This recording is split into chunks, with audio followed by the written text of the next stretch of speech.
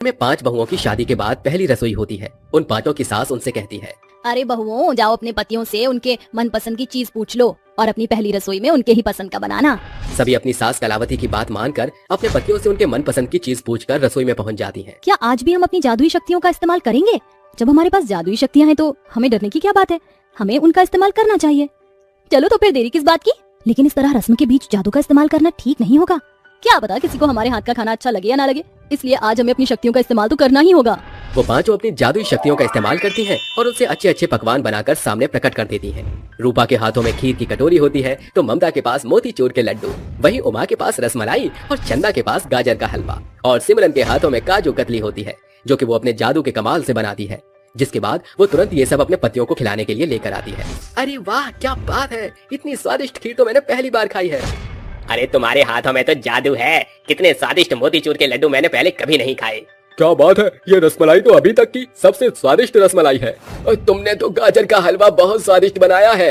ये देखो, सबसे स्वादिष्ट तो ये काजू कतली लग रही है। कहाँ से सीखा है तुम 5 ने खाना बनाना? ये सुनते ही वो चुप हंसने लग जाती है और एक दूसरे की शक्ल देखने लगती है। तभी उनकी सास कहती है, अरे मेरी 5 बहुओं के हाथों में तो जादू है, जादू, तभी तो इतना स्वादिष्ट खाना बनाया है। अपनी सास के मुंह से ये सुनते ही वो 5 घबरा जाती हैं और घबराहट में उमा कहती है, लेकिन माँ जी, आपको ये सब कैसे पता? अरे तुम्हारी सास ने ऐसे ही धूप में बाल सफेद नहीं किए हैं।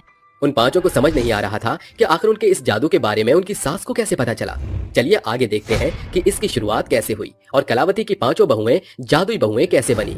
बच्चों, घर में अन्न का एक भी दाना नहीं है, ऊपर से मेरी तबीयत भी खराब हो गई है। मैं तुम्हारे लिए कुछ नहीं कर पा रही हूँ, मुझे माफ कर दो। माँ, आप चिंता मत करो, हमें भूख नहीं लगी। माँ, आपकी तबीयत ठीक नहीं है, अब ज्यादा मत बोलो। बच्चों, मुझसे बहुत बड़ी गलती हो गई। एक समय था कि हम लोग बहुत अमीर थे और उस वक्त मैंने अन्न की बिल्कुल कदर नहीं की। आज उसी का फल मुझे मिल रहा है। अरे माँ, आप ऐसी बातें क्यों कर रही हैं? ये तो वक्त वक्त की बात है और अभी हमारा वक्त ठीक नहीं चल रहा। तभी चंदा अपनी माँ उर्मिला के लिए खाना लेकर आती है और उनसे कहती है, माँ, आप खाना खा लीजिए, आपको अभी दवाई भी खानी है। खुद भूखी रहकर मेरे लिए खाना बनाकर लाए हो। बच्चों, एक समाधान है। मैंने जो पाप किए उसके लिए अब तुम ही कुछ कर सकती हो। तुम 5 मिलकर अन्नपूर्णा देवी की पूजा करना शुरू करो ताकि देवी हमारे ऊपर मेहर करे। माँ, आप चिंता मत कीजिए, हम 5 मिलकर अन्नपूर्णा माता की पूजा जरूर करेंगे। उर्मिला की 5 बेटियां अन्नपूर्णा माता की पूजा शुरू कर देती हैं। उन्हें पूजा करते करते कई समय हो जाता है, लेकिन फिर भी उनके घर में अन्न की पूर्ति नहीं हो पाती और वो भूखे प्यासे होकर अपना गुजारा कर रहे होते हैं। तभी एक दिन रात के समय वो 5 देवी माँ की पूजा करके अपने घर जा रही होती है कि तभी अचानक से देवी माँ उनके सामने प्रकट होती हैं और उनसे कहती हैं, तुम 5 ने मेरा दिल खुश कर दिया, मांगो, तुम्हें क्या मांगना है? देवी माँ, हमारे माता पिता की गलती के लिए उन्हें क्षमा कीजिए, बस हमें इतना ही चाहिए, बस इतनी सी बात।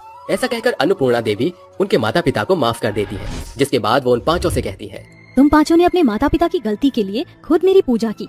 आज तक किसी ने ऐसा नहीं किया, इसलिए मैं तुम्हें अपनी तरफ से एक वरदान देती हूँ। आज के बाद तुम 5 के हाथों में जादुई शक्ति होगी, जिसकी मदद से तुम कुछ भी कर सकती हो। इतना कहकर देवी माँ वहाँ से गायब हो जाती है। जिसके बाद वो 5 संकोच में रह जाती हैं। मुझे तो विश्वास नहीं होता, देवी माँ ने हमें वरदान दिया है। चलो देखते हैं हम क्या क्या कर सकते हैं। तभी सिमरन अपने जादुई हाथों से शानदार गुलाब के फूल प्रकट करती है। उमा जादू से कई तरीके के पकवान प्रकट करती है। ममता अपने जादुई हाथों से बगीचे में कई प्रकार के फल लगा देती है। रूपा अपनी जादुई शक्तियों से अपने पूरे घर को ठीक कर देती है। वहीं चंदा अपने हाथों से खूब सारा सोना, पैसे, हीरे जवाहरात प्रकट करती है।